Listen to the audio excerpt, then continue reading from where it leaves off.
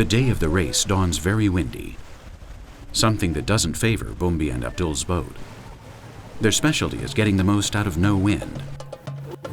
In addition, during the night, the dhow lost one of its anchors and was swamped, which forced them to bail it out.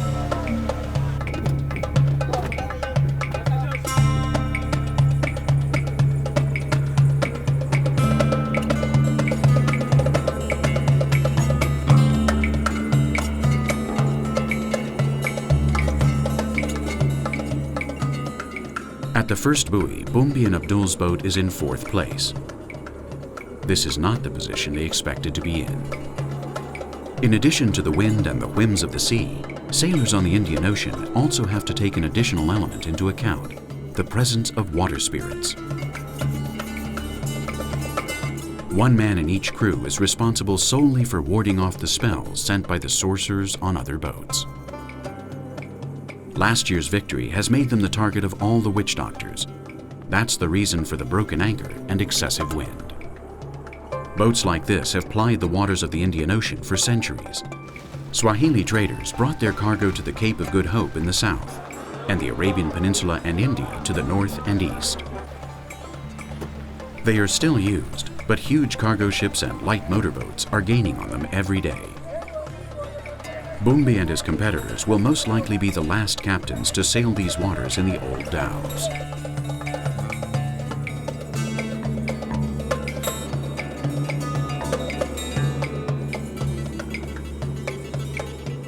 Our men stay in 4th place for the entire race until the southern tip of the island. During the major tacking maneuver before starting the return to Lamu, the water spirits decide to play with the race. Soon the wind changes and dies down. 2 of the boats ahead of Bumbi and Abdul are incapable of properly negotiating the final buoy. The race looks like a carbon copy of last year's. On the home straight, Bumbi sails parallel to the boat in 1st place. A few short meters from the finish line, it looks like history is going to repeat itself. But no, this year they have to be content with an honorable 2nd place.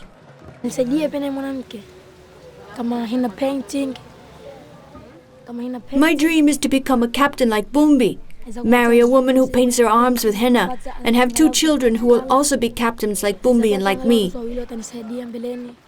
And always live here on Lamu. That's my dream.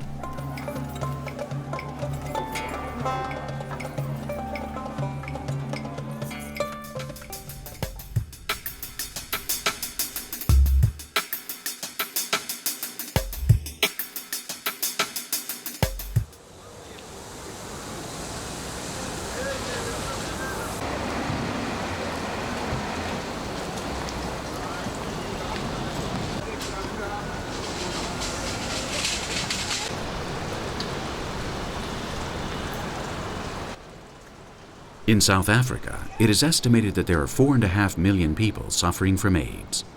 One of the consequences of this are the thousands of orphans who roam the streets of big cities like Cape Town. Johnny Franz is one of these children.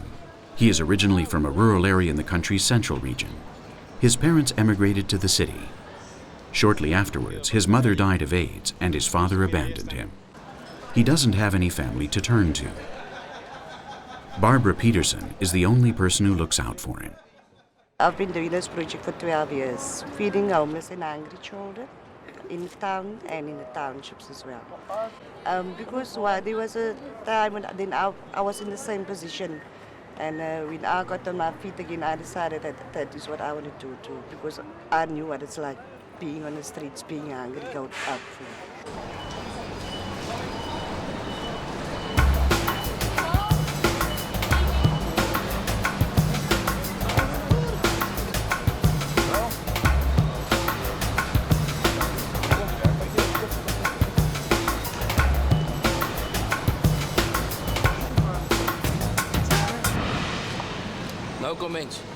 Most of them come from the townships.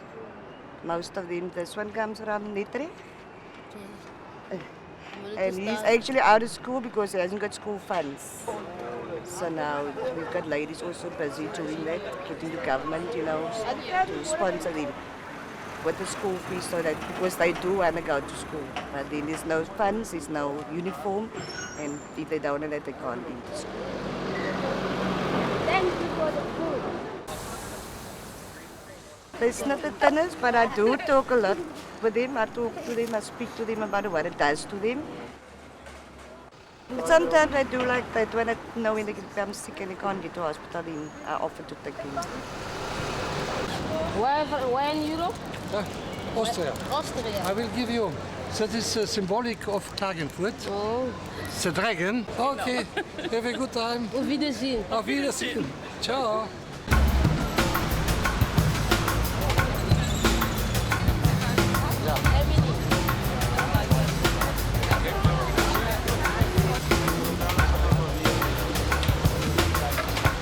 Because I like feeding the children, I feel very good, you know, doing that, knowing that I can help, you know, these kids.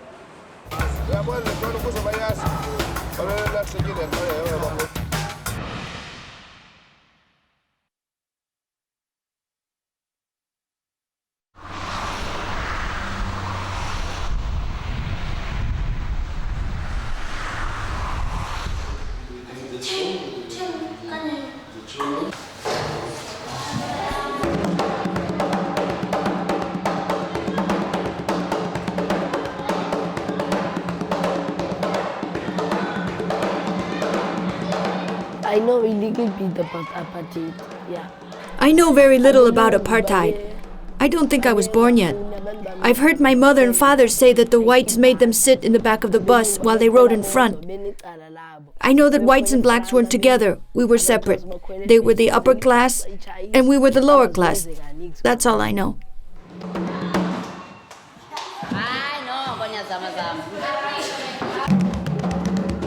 Tusil Tenya had in fact been born when apartheid was abolished in 1994, but he was only 2.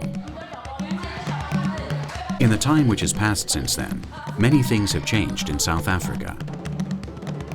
Tusil is part of the Dance for All project, an initiative which has brought dance to the poor areas of Cape Town.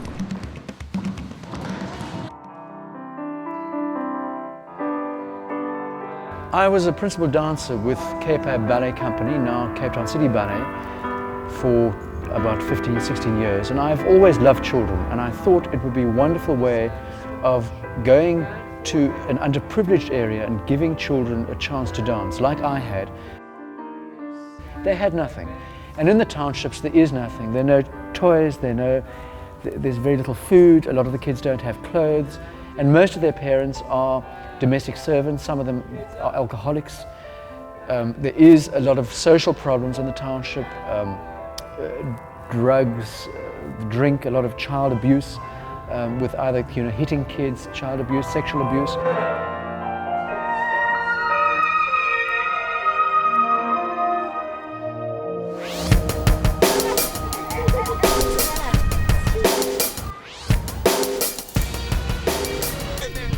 Nyanga is just one of the many slum areas which surround Cape Town. During the years of apartheid, these townships, like Soweto and Johannesburg, were where the black population was confined to live. When evening came, the blacks had to leave the areas reserved for the whites and return to their homes. Education and quality public services were a privilege of the whites. Things are changing. In the almost 10 years since the abolition of apartheid and the arrival of democracy to South Africa, areas like Nyanga have undergone a positive transformation. But even today, Nyanga is a contrast from the city center. Cape Town is the most hedonistic modern city in Africa. Its architectural layout and taste merit the highest praise. This is a city whose average standard of living is of the highest quality. Dance. Dance has done a lot for me. My friends are also dance schoolmates. But there are many other kids who spend their time stealing and fighting amongst themselves. Dance has given me discipline and protects me from harm.